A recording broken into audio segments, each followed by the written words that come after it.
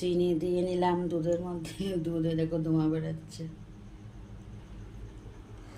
আর তার মধ্যে আমি একটা ছোট্ট পাতা দিয়ে নেবো, বড় পাতা কাটলে নষ্ট হয়ে যায়। কফির পাতা, কারণ বেশি দিলে তিতো হয়ে যাবে।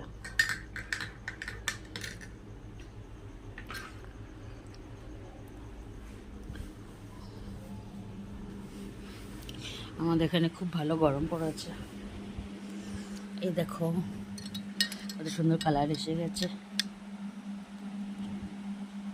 আর আমি তার মধ্যে নিমকি নিয়ে নিয়েছি, আর এদিকে হলো বিস্কুট নিয়ে নিয়েছি।